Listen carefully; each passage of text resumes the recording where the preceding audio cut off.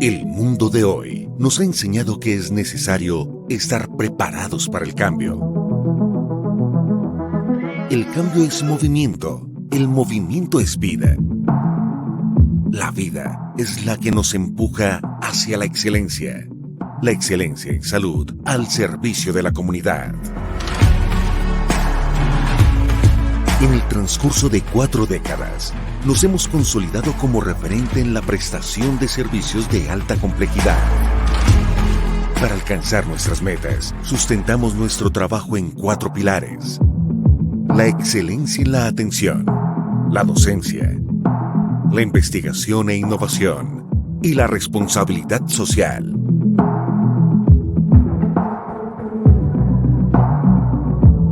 Como institución hospitalaria, nuestra vocación primordial es satisfacer las necesidades de nuestros usuarios bajo un modelo de atención humanizado, centrado en el paciente.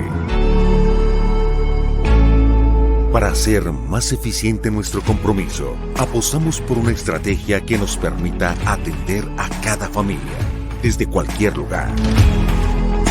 Por eso implementamos una ruta que nos conduce por el camino de la investigación y la innovación en el campo de la ciencia médica. No le tememos a los retos que nos plantean día a día en nuestra labor. Somos un hospital universitario, lo cual nos permite asegurar la continuidad de nuestra misión. Creemos en una formación académica humanizada, ética y científica, puesta al servicio de la comunidad. Estamos comprometidos con la responsabilidad social que tenemos con nuestro entorno inmediato. Por eso, desarrollamos diversos programas de atención para la población más vulnerable. Nuestra permanente búsqueda de la excelencia nos ha llevado a romper barreras en campos muy prometedores: la telemedicina y la atención a pacientes internacionales. Los tiempos cambian, el mundo se transforma. Estamos preparados para afrontar los nuevos retos. La innovación y la calidez humana hacen parte de nuestra existencia.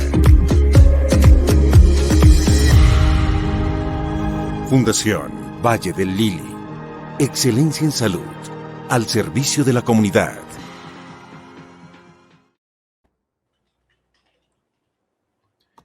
Buenas noches. Buenas noches.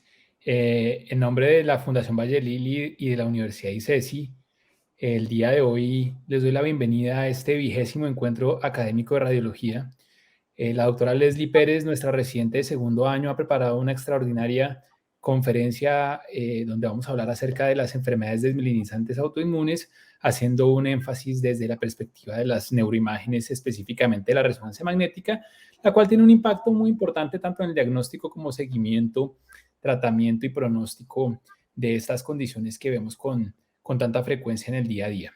Así que, sin más preámbulos, por favor, acompáñenme a darle la bienvenida a la doctora Pérez y espero que disfruten mucho de esta presentación. Bueno, doctor, muchas gracias. Entonces vamos a dar inicio a la charla del día de hoy, el cual tiene como título Enfermedades desmielinizantes autoinmunes, patrones por resonancia magnética. Como ya lo mencionó el doctor, mi nombre es Leslie Pérez y soy residente de segundo año de radiología de la Universidad ICESI. Entonces, el contenido de la charla, vamos a primero ver unos objetivos, luego una introducción. Luego vamos a empezar a hablar de las diferentes enfermedades desmielinizantes escogidas para la charla, las cuales son esclerosis múltiple, enfermedad del espectro de neuromielitis óptica, enfermedad por anticuerpos anti-MOC, encefalomelitis aguda diseminada y al final una comparación entre las 3 grandes, que es esclerosis múltiple, enfermedad del espectro de neuromielitis óptica y la enfermedad por anticuerpos anti-MOC y unas conclusiones. Entonces, los objetivos de la charla: primero va a ser identificar los hallazgos por imagen de las enfermedades desmielinizantes. Segundo, reconocer los patrones de presentación y los criterios diagnósticos de cada una de las patologías escogidas. Conocer las secuencias recomendadas en resonancia magnética para las enfermedades desmielinizantes y discutir las características diferenciadoras clave entre las diferentes enfermedades desmielinizantes. Entonces, como introducción, las enfermedades desmelinizantes son enfermedades inflamatorias del sistema nervioso central y pueden afectar a los pacientes a lo largo de toda su vida. Y la neuroimagen juega un papel importante en el diagnóstico, pronóstico, monitoreo e investigación en este tipo de patologías. Estas enfermedades desmelinizantes son enfermedades de sustancia blanca inflamatoria y estas patologías escogidas para el día de hoy las podemos dividir por su fisiopatología en enfermedades desmelinizantes, astropatías y oligodendropatías. En las desmelinizantes tenemos la esclerosis múltiple y el ADEM, en la astropatía tenemos el NMO y en la oligodendropatía el anti-MOC. Entonces, ¿cuáles son los hallazgos que vamos a ver por imagen de las lesiones desmelinizantes? Primero, tenemos que tener en cuenta que los mayores componentes de la sustancia blanca pues, son los axones mielinizados y las células gliales. Entonces, al haber una lesión desmelinizante, vamos a ver estas lesiones hiperintensas en T2, que así es como lo vamos a reconocer en las lesiones desmelinizantes. Es importante también saber que a pesar de que puede tener diferentes tipos de realce tras la administración del medio de contraste en las lesiones activas desmelinizantes, el realce en anillo incompleto es el realce característico de este tipo de lesiones desmelinizantes. También en las lesiones activas podemos tener restricción a la difusión, aunque no es tan característico de las lesiones. Y por último, digamos lo que nos va a dirigir a una lesión desmelinizante es que a pesar de que la lesión tenga un mayor tamaño o se presente en diferentes localizaciones, va a tener un poco efecto de masa y poco edema perilesional, como lo vemos en esta lesión, donde a pesar de su gran tamaño, pues permanecen los surcos, no se han obliterado ni tampoco está ejerciendo un efecto de masa con desviación de las estructuras de la línea media. Entonces vamos a dar inicio con la primera patología, la cual es la esclerosis múltiple. Esta es la enfermedad desmelinizante primaria más comúnmente encontrada en la práctica clínica, afecta a más de 2 millones de personas en el mundo y es la causa número 1 de discapacidad no traumática en personas jóvenes y de edad media. En este estudio de 3 cohortes francesas podemos ver que hay una fuerte predilección por el género femenino, siendo una relación de 2:1 y a veces casi de 3:1, y que la edad promedio es alrededor de los 30 años de aparición de esta patología.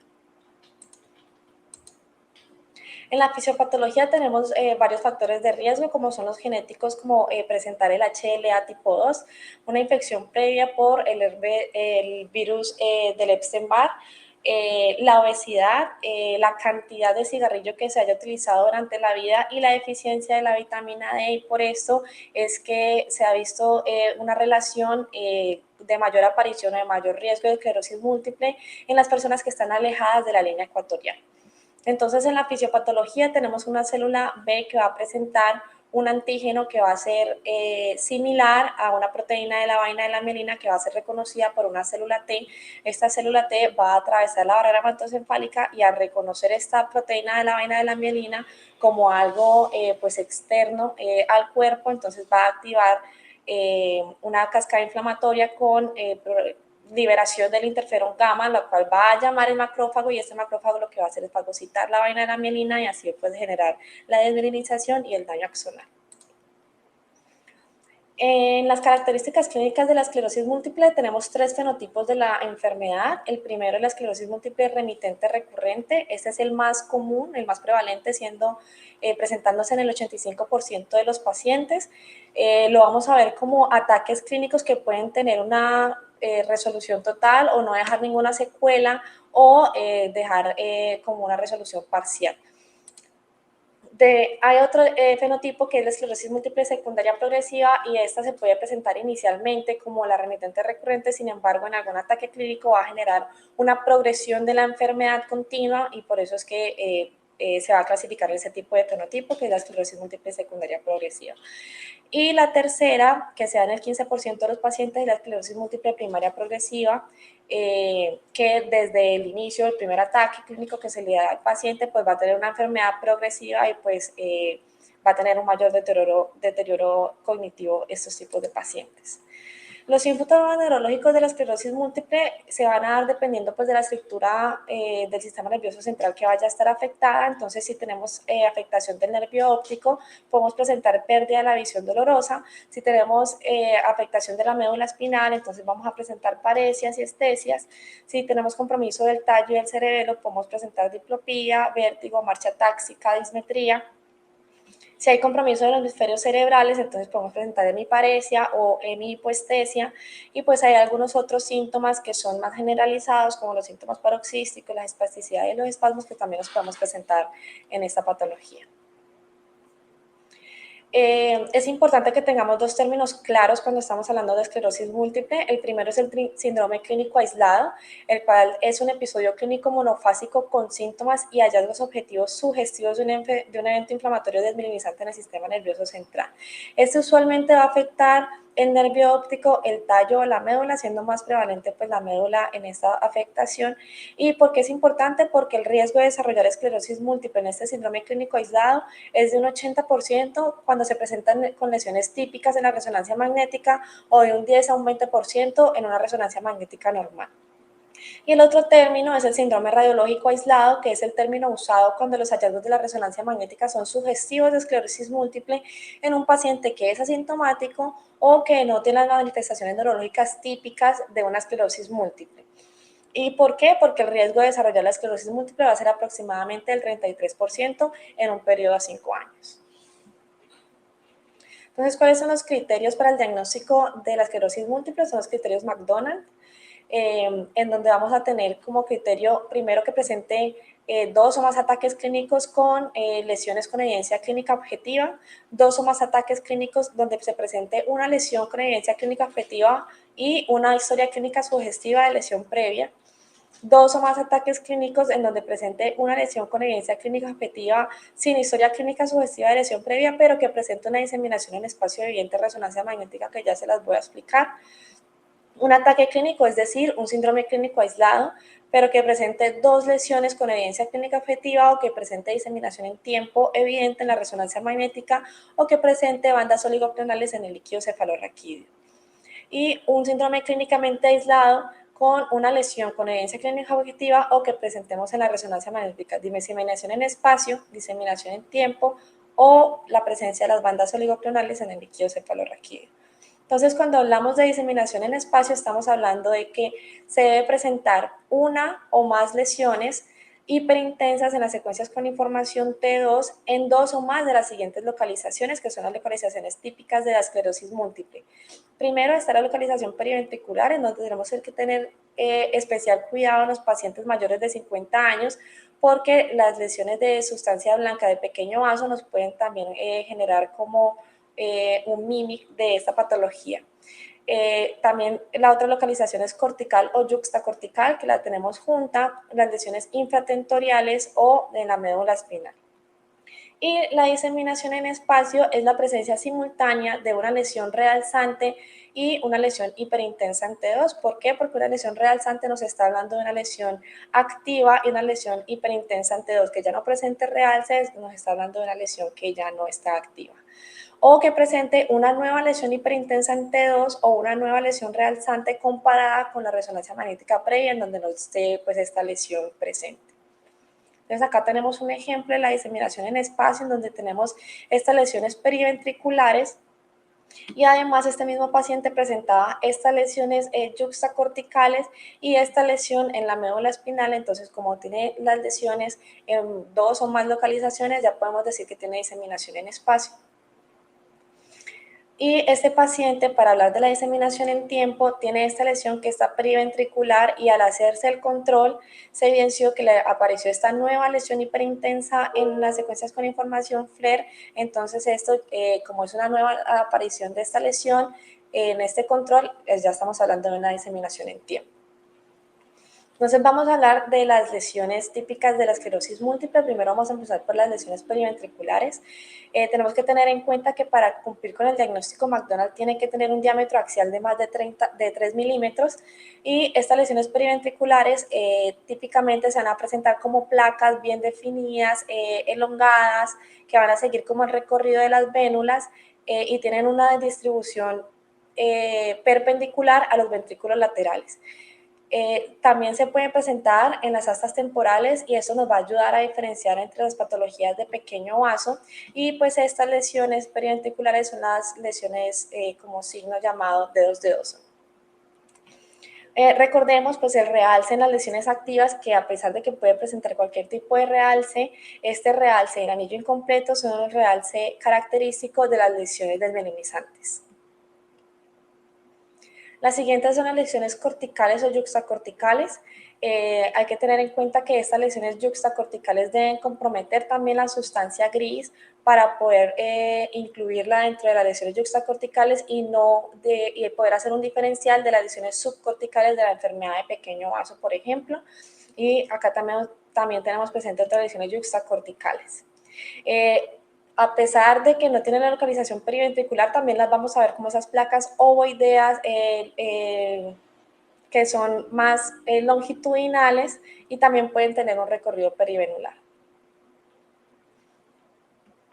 Estas lesiones corticales a veces es difícil de diferenciar en las secuencias con información FLAIR, por eso en algunas secuencias como son la doble inversión de la recuperación, donde tenemos una eliminación del líquido cefalorraquídeo, vamos a ver una mejor aparición de estas lesiones hiperintensas que no las podíamos visualizar muy bien en las secuencias con información FLAIR.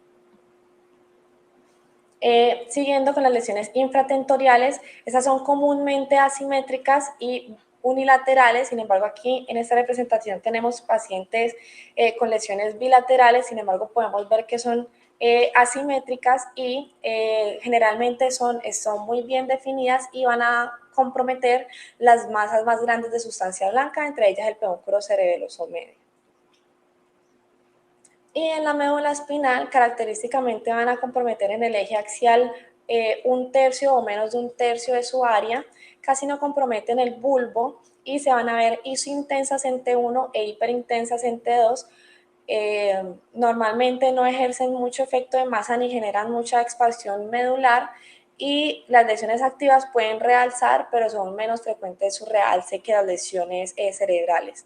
Ocasionalmente pueden presentar atrofia, especialmente en los segmentos superiores en la esclerosis múltiple progresiva y su localización longitudinal más frecuente es en los segmentos cervicales.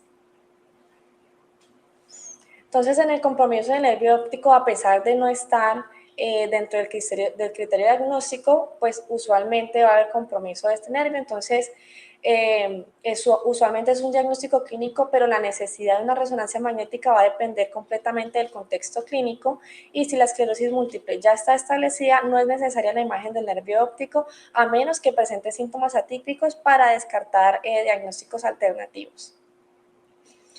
Entonces, en el compromiso de nervio óptico de la esclerosis múltiple vamos a ver una longitud generalmente corta, va a haber un engrosamiento leve, es raro que presente una tortuosidad y el realce perióptico también es raro. Generalmente se presenta de manera bilateral y el compromiso del quiasma no es frecuente presentarlo en la esclerosis múltiple y el pronóstico visual tiene una recuperación casi completa.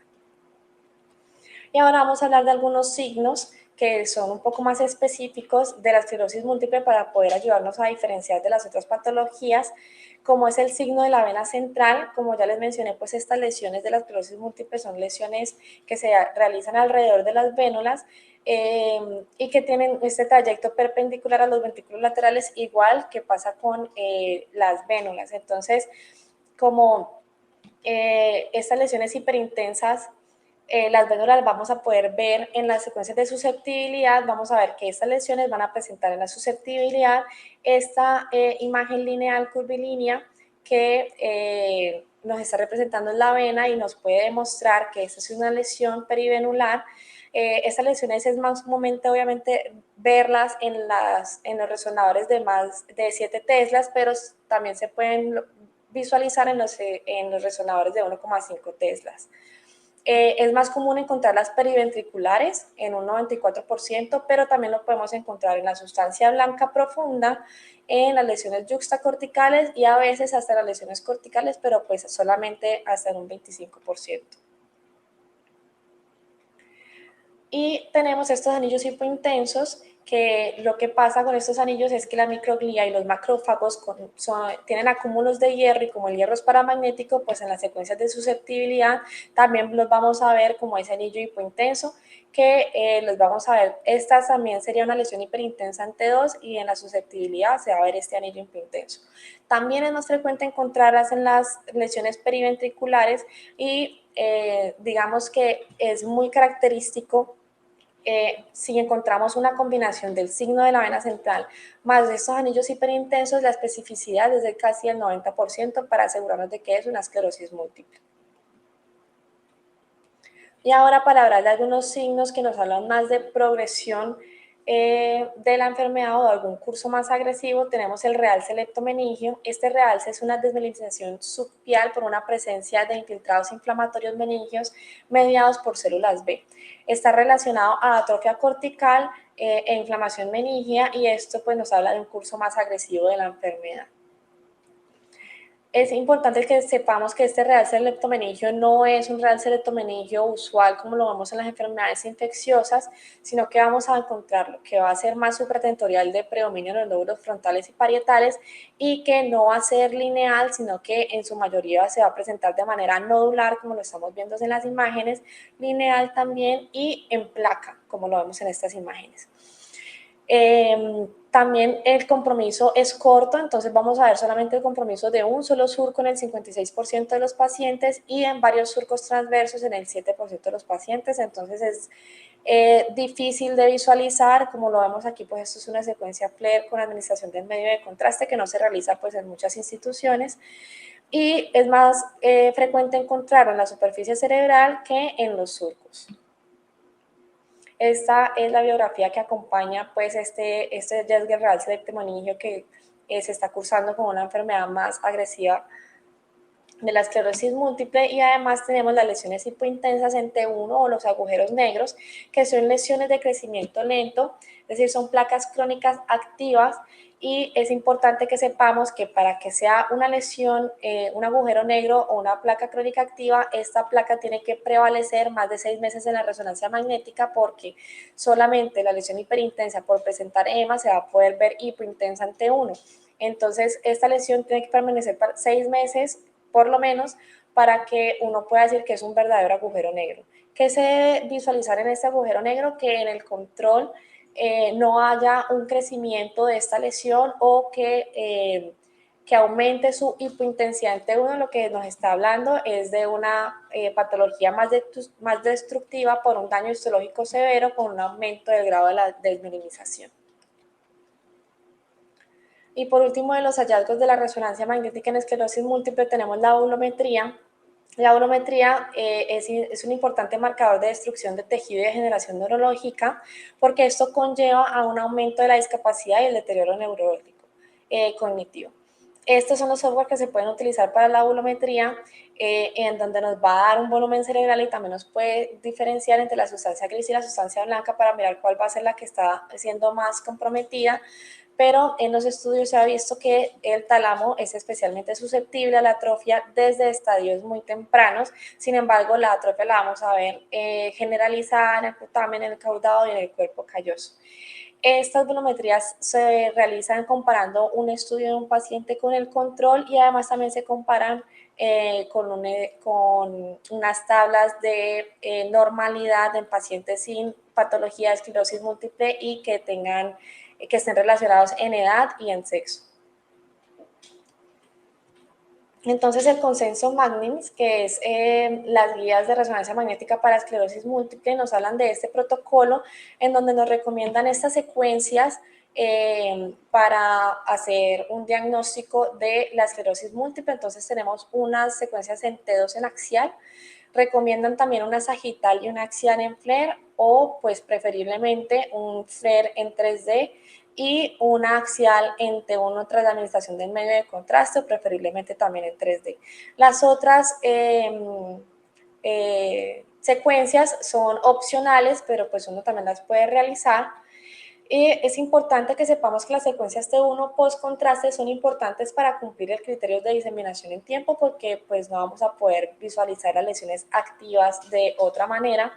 Y ese es el protocolo institucional de la Fundación Valle de Lili, donde tenemos unas secuencias con información T1, FLAIR y T1 tras la administración del medio de contraste en MPR, y T2, difusión y susceptibilidad en axiales. Hay unas secuencias que eran la transferencia magnética y la doble dosis de medio de contraste que se utilizaban para ayudar a la sensibilidad de la detección del realce. Sin embargo, se vieron pues que no era mayor el beneficio de utilizar estas secuencias, entonces no son recomendadas dentro del MAGNIT. ¿Y qué nos dice esta guía para estandarizar el reporte de la imagen? Nos dice que debemos contar las lesiones cerebrales y especificar el número si es menor de 20 lesiones. Si las lesiones están entre los rangos de 20 y 50, 50 y 100 o son mayores de 100, entonces solamente colocar el rango, y si son incontables porque presentan unión entre ellas, entonces solamente poner incontables. En el protocolo del nervio óptico, pues como ya les mencioné, solamente si el clínico decide que es necesario realizarlo. Y en la médula espinal, ellos recomiendan que se hagan 2 secuencias, por lo menos 2 secuencias T2 en sagital, porque la realización de una sola secuencia potenciada T2 es insuficiente por su baja sensibilidad por los artefactos que presenta la médula espinal. Y también recomiendan una sagital en T1 tras la administración del medio de contraste. ¿Qué recomiendan ellos? Que no se haga una columna total, sino que incluyan los segmentos de C1 a T5 y solamente se extienda si la sospecha clínica sugiere un compromiso inferior, por lo que la esclerosis múltiple tiende a comprometer más los segmentos cervicales. Y pasa lo mismo, si tienen menos de 10 lesiones medulares, entonces ellos recomiendan colocar el número exacto, y si son más de 10 lesiones, es un compromiso difuso, entonces colocarlo de esta manera. En el seguimiento, lo único que recomiendan es un T2 axial, un FLAIR axial y sagital o NMPR, y no es requerido el seguimiento de las órbitas, y el seguimiento de la médula es opcional. ¿Qué pasa con el medio de contraste? El uso del medio de contraste solamente lo recomiendan para este tipo de ocasiones, en el primer año para evaluar el tratamiento, para confirmar si hay actividad, para cambiar el tratamiento, cuando no se puede seguir actividad en T2 cuando las lesiones son confluentes, o para seguimiento de lesiones sospechosas de leucocefalopatía multifocal. Cuando no se recomienda, para mostrar diseminación en tiempo, porque eso lo podemos evidenciar solamente con las lesiones nuevas en FLAIR, en una nueva resonancia magnética de base, en un seguimiento corto para valorar el cese de la actividad, porque si es un seguimiento corto, pues las lesiones que van a presentarse realzantes van a seguir siendo realzantes, y durante el embarazo y la lactancia. También tenemos que saber que pues esta guía es solamente para pacientes adultos y todavía no han sacado guía para pacientes pediátricos. Y aquí finalizamos con la esclerosis múltiple. Bueno, recordemos que el seguimiento se debe reportar las lesiones activas en T2 o si se presentan unas nuevas o presentan crecimiento estas lesiones. Entonces aquí finalizamos la esclerosis múltiple. Vamos a continuar con la enfermedad del espectro de neuromielitis óptica. Esa es una enfermedad desmelenizante inflamatoria autoinmune grave del sistema nervioso central que afectan los canales de acuaporina 4. Este es el diagnóstico diferencial más importante de esclerosis múltiple en Latinoamérica y en Asia, y tiene una prevalencia de 0,5 a 4,4 en 100.000 pacientes. Se ve mayor en Asia y en África, y la edad promedio es de 41 años. La relación de mujer a hombre es de 6,5 a 1, pues siendo predilección en las mujeres. Y como su enfermedad, como el diagnóstico diferencial más importante es de la esclerosis múltiple, entonces aquí tenemos estos como criterios diagnósticos por laboratorio, en donde vemos que la esclerosis múltiple va a presentar unos anticuerpos antiacuaporina 4 negativos y unas bandas oligoclonales en el líquido cefalorraquídeo positivas en el 80%. Mientras que en esta enfermedad de NMO vamos a presentar anticuerpos antiacuaporina 4 positivos, y las bandas oligoclonales en el líquido cefalorraquídeo solamente se pueden ver presentes hasta en el 28% de los pacientes. ¿Cuál es el problema que tenemos en Colombia? En Colombia vamos a tener los anticuerpos antiacopolina 4 con técnica de inmunofluorescencia indirecta que solamente va a detectar el 40% de los verdaderos positivos, ya que la técnica basada en células no está disponible en Colombia, por lo tanto pues es muy importante la clínica y los hallazgos por resonancia magnética para poder realizar el diagnóstico en nuestro país. La fisiopatología tenemos que estos canales de antiacopolina 4 es el canal de agua más prevalente en el sistema nervioso central y lo podemos ver en el nervio óptico, en la médula espinal, en las áreas periventriculares, en el hipotálamo, en las regiones subpiales, en el tallo cerebral, en el área postrema o pues casi todo lo que esté relacionado con el líquido cefalorraquídeo. Vamos a ver que vamos a tener estos anticuerpos que se van a unir a estos canales de antiacopolina 4, lo que va a generar una permeabilidad de la barrera hematoencefálica, entonces va a permitir el paso de los leucocitos, más que todo de eosinófilos y neutrófilos. Estos van a producir unos productos de degranulación que van a generar la muerte del astrocito. Esta muerte del astrocito y estos mismos productos de degranulación van a liberar unas quimoquinas que van a llamar los macrófagos y estos macrófagos van a liberar sustancias proinflamatorias y además va a generar fagocitosis de la mielina y asimismo muerte del oligodendrocito y pues muerte neuronal. ¿Cuáles son los criterios diagnósticos para NMO? Entonces tenemos criterios diagnósticos si presentan anticuerpos antiacopolina 4 positivos. Solamente se debe presentar con una característica clínica esencial que ya las vamos a mencionar y si tiene un anticuerpo antiacopolina 4 negativo o el estado es desconocido, debe presentar al menos 2 características clínicas esenciales como resultado de uno o más ataques clínicos y todos los siguientes. Que tenga una característica clínica debe ser por lo menos neuritis óptica, mielitis aguda con una mielitis transversa longitudinalmente extensa o un síndrome de área postrema, que tenga diseminación en espacio, o sea que tenga 2 o más características clínicas esenciales evidenciadas en la resonancia magnética y pues los requisitos de resonancia magnética cuando aplique. Esas son las características clínicas esenciales para los criterios de NMO. Debe presentar o neuritis óptica o mielitis aguda o un síndrome de área postrema o un síndrome de tronco encefálico agudo o narcolepsia sintomática o síndrome de encefálico agudo con lesiones diencefálicas típicas de NMO por resonancia magnética, un síndrome cerebral sintomático con lesiones cerebrales típicas también de resonancia magnética. Entonces los hallazgos que vamos a tener en la resonancia magnética, como ya lo mencioné, pues toda la superficie periependimaria, en este caso vamos a ver compromiso del cuerpo calloso, del hipotálamo, del área periacueductal, del área postrema y del canal espinal. También podemos tener compromiso de la superficie periependimaria de los ventrículos laterales, superficie periependimaria del tercer ventrículo, que obviamente todo esto lo vamos a ver como lesiones hiperintensas en las secuencias con información T2 y FLAIR, en el área periacueductal y el quiasma óptico, y superficies periependimarias del cuarto ventrículo y del área postrema. Entonces, cuando se presenta una neuritis óptica en un paciente con NMO, para realizar el diagnóstico podemos presentar una resonancia magnética cerebral normal o sin lesiones de sustancia blanca inespecíficos para NMO. Sin embargo, característicamente el compromiso del nervio óptico va a presentar una hiperintensidad en T2, generalmente puede presentarse bilateral y las lesiones tienden a realzar tras la administración del medio de contraste. Característicamente el compromiso del nervio óptico en NMO va a ser de longitud extensa y tiende a comprometer el quiasma óptico. Va a presentar un leve engrosamiento, pero es importante que sepamos que el pronóstico visual de la NMO pues, es malo. Y en la mielitis aguda, pues vamos a presentar una mielitis transversa longitudinalmente extensa, es decir, que va a comprometer, es una lesión que compromete 3 o más segmentos contiguos. Generalmente esta lesión compromete más en el eje axial, su porción central es expansiva, se va a ver muy hiperintensa en T2 y se puede ver muy hipointensa en T1.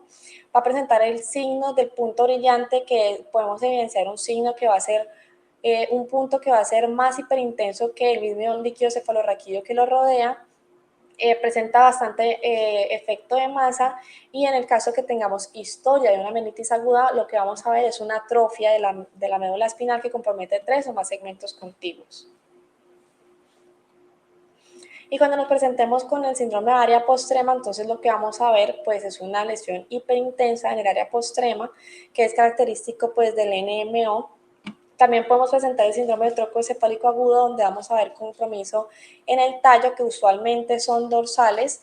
Tiene una alta frecuencia de lesiones en el bulbo, comparado pues con esclerosis múltiple y otras desmelinizantes como el AEM. Y en el cerebro lo que vamos a ver son estas lesiones periventriculares o con un compromiso como de los tractos corticoespinales, y puede tener esta apariencia en tridente que es descrita en NMO. Y continuando con la tercera patología, esta es la enfermedad por anticuerpos anti-MOC. Esta es una patología inflamatoria desmelinizante del sistema nervioso central que afecta la glicoproteína de la mielina del oligodendrocito. Es una entidad poco frecuente, es subdiagnosticada, que puede aparecer en cualquier etapa de la vida. Sin embargo, los picos están en la infancia y a los 30 y 40 años. Tiene un leve predominio en hombres, teniendo una relación de 1,2 a 1, y tiene un mayor predominio pues, en los pacientes caucásicos. Su mayor diagnóstico diferencial pues es el NMO por su clínica. Entonces vamos a ver que en el NMO vamos a tener anticuerpos antiaquapolinas 4 positivos y anticuerpos anti-MOC negativos, mientras que en el anti-MOC tenemos anticuerpos antiaquapolina 4 negativos y un anti-MOC positivos. ¿Qué pasa con los anticuerpos? Lo mismo que con los anticuerpos de antiaquapolina 4. Los anticuerpos anti-MOC también se realiza con una técnica basada en células que no está disponible en Colombia, ni siquiera tenemos otro tipo de técnica para poder diagnosticarlo. Entonces, por eso también es importante la clínica y los hallazgos por imagen.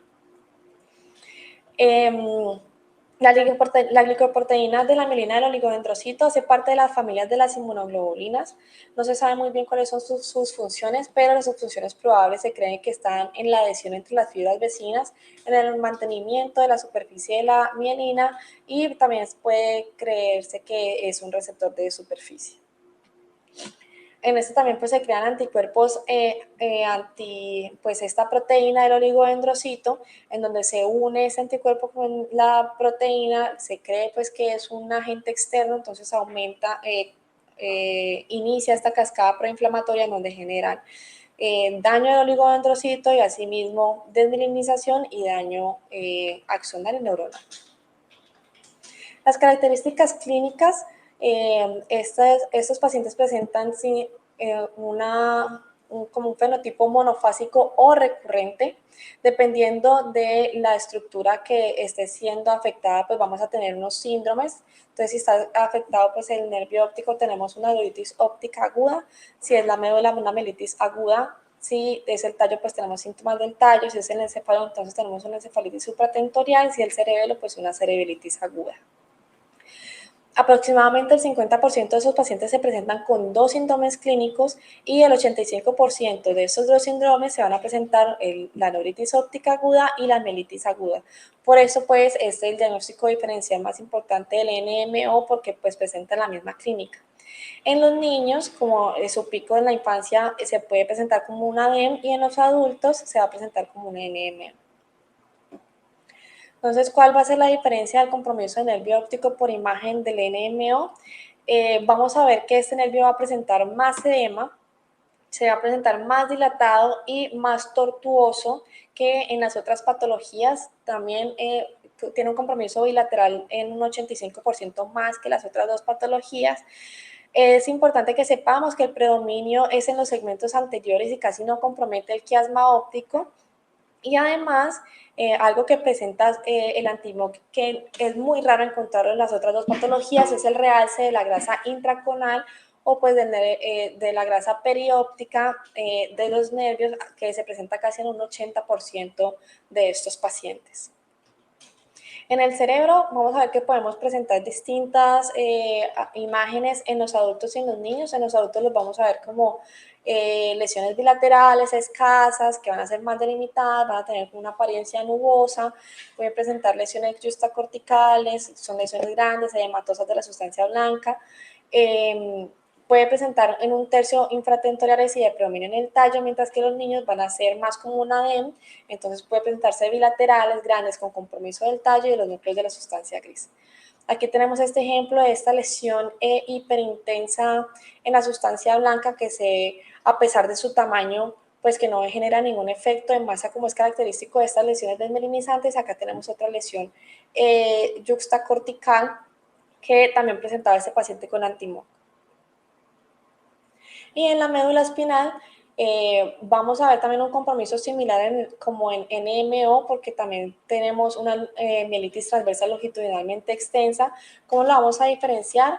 Su localización también es central, pero ella también puede presentar el signo de la H, que también se puede presentar en la sarcoidosis. Y se va a ver hiperintensa en T2, pero no se ve tan hiperintensa como en NMO. Y también se va a ver hipointensa en T1, pero no tan hipointensa como en NMO. Tiene el compromiso de más del 50% de plano axial, pero no es tan expansiva y no tiene tanto efecto de masa como el NMO. Y ahora continuamos con la cefalomielitis aguda diseminada. Esta está mediada por complejos antígeno-anticuerpo. Usualmente se presenta en niños menores de 15 años, 2 semanas después de una respuesta antigénica por una infección o por una vacuna. Tiene una incidencia de 0,4 a 100.000 pacientes al año y no tiene predilección de género. Se da una respuesta antiinmune inducida por la infección o por la misma vacuna que va a producir unos anticuerpos policlonales contra antígenos virales y estructuras como la mielina. Entonces esto va a generar una inflamación y una desmielinización específicamente perivenosa muy similar a la esclerosis múltiple.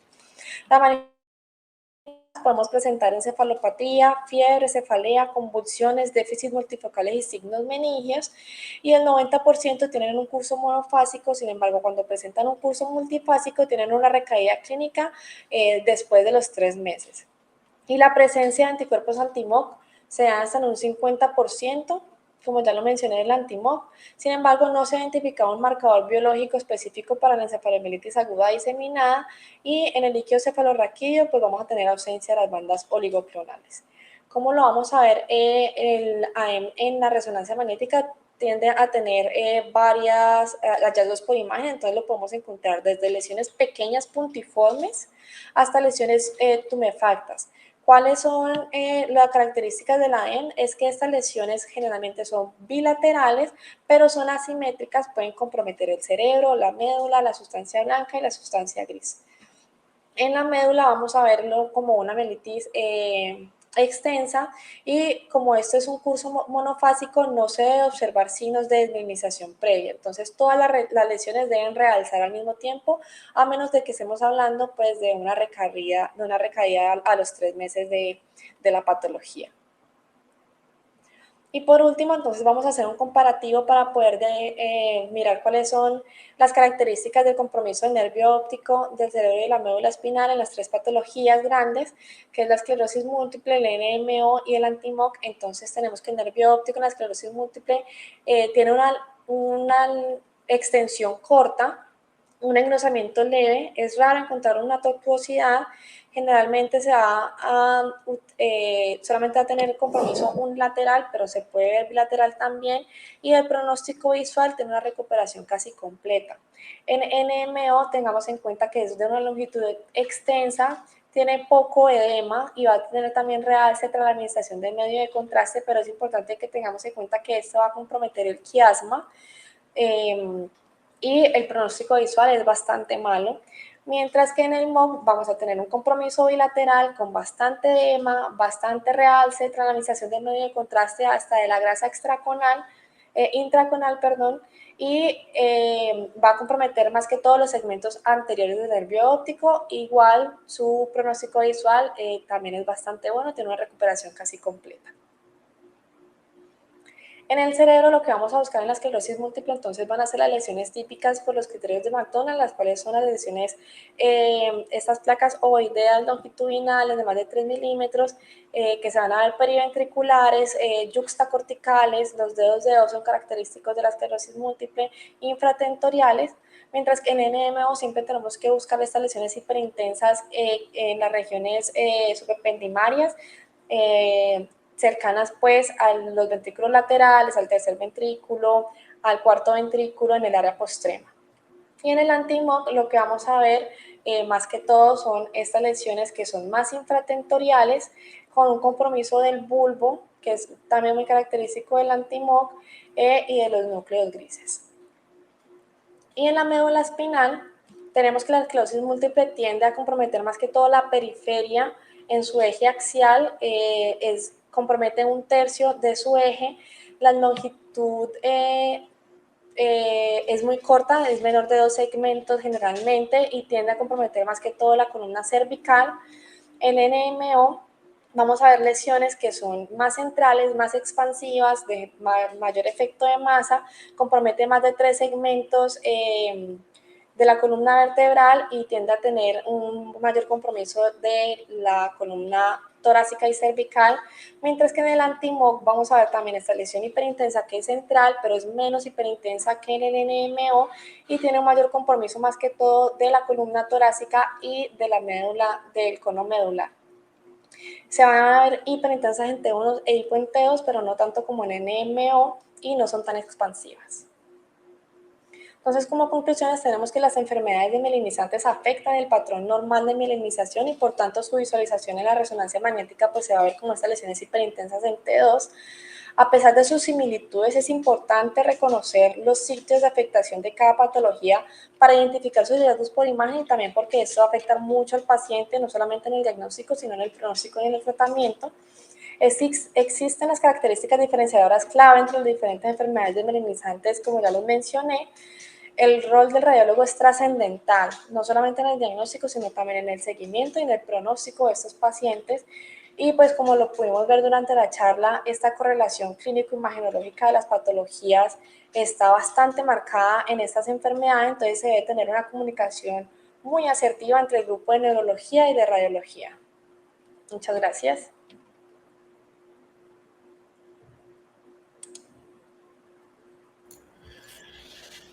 Bueno, muy bien. Doctora Pérez, estuvo excelente esta conferencia, creo que fue muy clara, muy ilustrativa, me gustan mucho los casos que nos mostraste. Podemos empezar con una primera pregunta. Es una pregunta, digamos que el tema se tocó ya en la conferencia, pero creo que vale la pena que profundicemos un poco más, nuevamente hagamos un poco de énfasis. Primero, ¿a qué edad se presenta dicha patología? Entonces, creo que para las 3 patologías son pacientes jóvenes, ¿no? Estamos hablando de gente normalmente que se presenta por debajo de los 40 años, ¿no? Y en esa misma pregunta dice, ¿es recomendable inyectar medio de contraste para visualizar el daño en el paciente o no? Y estamos hablando puntualmente de esclerosis múltiple. Es importante que nos profundices un poco eso, porque hace unos años, cuando yo empecé en la neuroradiología, casi que era mandatorio realizar estudios con medio de contraste siempre, cada vez que hacíamos un control o un seguimiento, ya fuera en el contexto del paciente con nuevos síntomas, o sea, con una recaída, o en el paciente en seguimiento de su manejo. Sin embargo, dadas las nuevas o las conocidas complicaciones por el uso crónico de gadolinio, específicamente los depósitos de gadolinio, entonces hemos sido un poco más prudentes. Cuéntanos un poco qué opinas al respecto. Bueno, entonces como ya lo mencioné, como lo mencionaba la guía Magnin para la resonancia magnética en esclerosis múltiple, el uso del medio de contraste se utiliza así en el diagnóstico de la enfermedad para poder cumplir pues, el criterio de diseminación en tiempo. Sin embargo, usarlo en el seguimiento ya no está, digamos que, como recomendado siempre, solamente se debe usar en el caso de que pues queramos confirmar actividad de la enfermedad, que se vaya a hacer un cambio en el tratamiento, que se quiera evaluar el tratamiento de la esclerosis múltiple en el primer año, cuando estas lesiones hiperintensas sean tan confluentes que no podamos distinguir si hay unas nuevas lesiones, entonces necesitemos que realce para evaluar si tiene actividad o no, y en el seguimiento de las lesiones sospechosas de leucoencefalopatía multifocal. El resto no se recomienda, es decir, porque para poder demostrar la diseminación en tiempo necesitamos solamente una secuencia T2 en donde tengan una nueva aparición de estas lesiones hiperintensas. No se recomiendan en esas resonancias cuando se realizan a muy corto tiempo entre ellas, porque vamos a ver pues, los mismos hallazgos. Durante el embarazo, la lactancia de los niños pues tampoco se está recomendado. Y básicamente eso. Sí, estoy completamente de acuerdo. En el contexto de urgencias incluso hay algunos equipos que prefieren no inyectar medio contraste a pesar de que haya nuevas manifestaciones.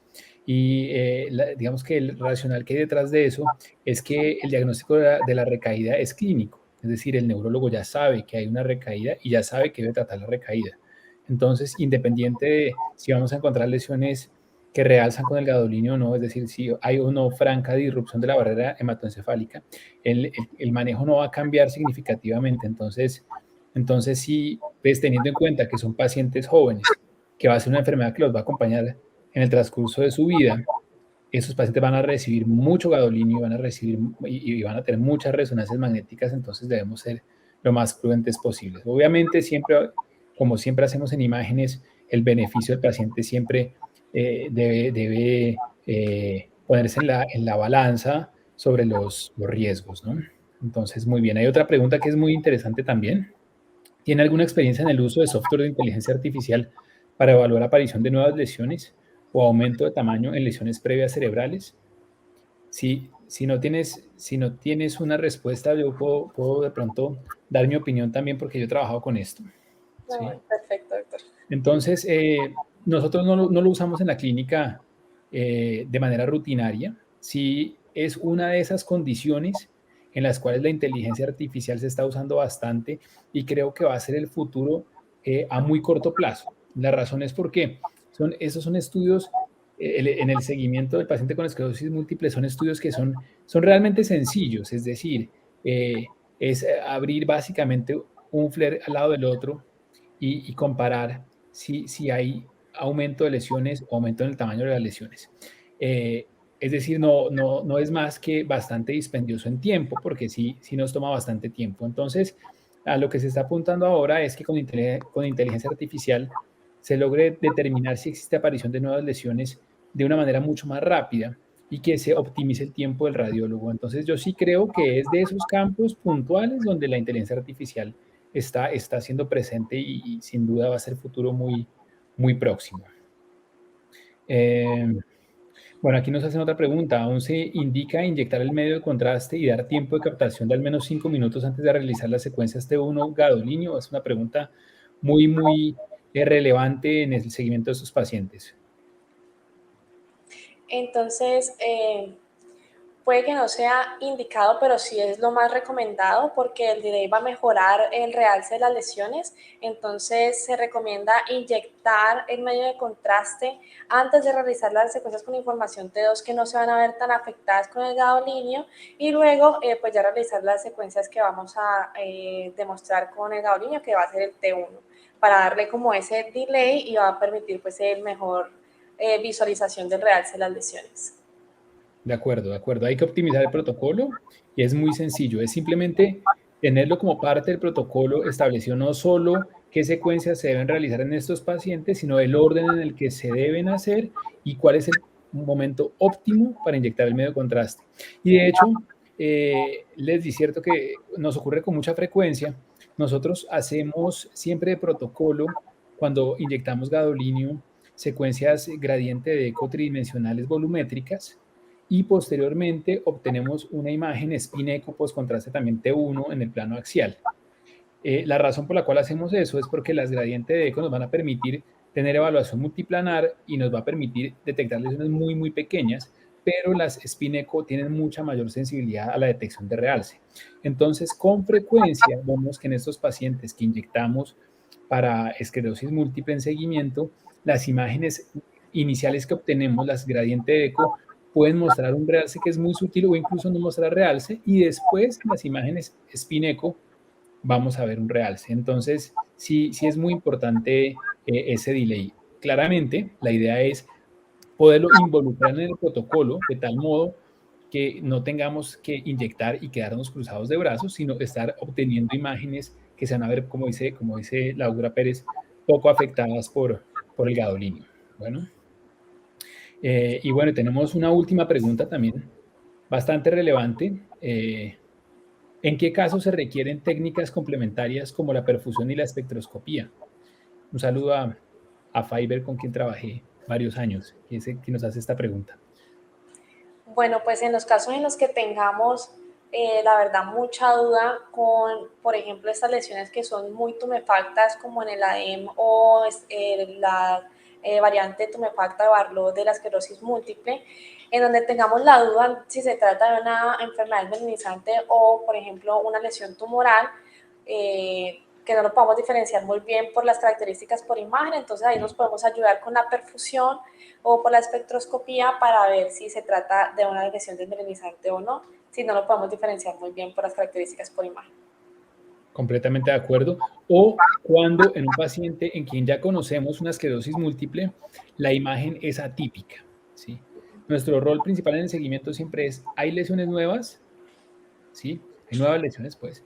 Hay lesiones que realzan, es decir, tenemos desmielinización activa. Y la tercera cosa es, hay lesiones atípicas, porque el hecho de que uno tenga esclerosis múltiple, pues, primero, no lo vacuna de que también le pueda salir un tumor cerebral. O segundo, pues el tratamiento inmunosupresor puede favorecer la aparición de infecciones oportunistas, como por ejemplo la leucoencefalopatía multifocal progresiva. Entonces, en esos casos también puede ser útil hacer técnicas avanzadas. A mí personalmente me parece que la perfusión es extraordinaria para ayudarnos a diferenciar entre una neoplasia de alto grado de una lesión desmielinizante tumefacta. Entonces, muy bien, creo que con esto damos por terminada la sesión. Muchas gracias, doctora Pérez, por su tiempo, por la excelente presentación, y un gran agradecimiento a todos los que nos han acompañado de diversos lugares del mundo, y esperamos que nos sigan acompañando en los futuros encuentros de radiología. Les deseo a todos una muy feliz noche. Hasta luego, muchas gracias.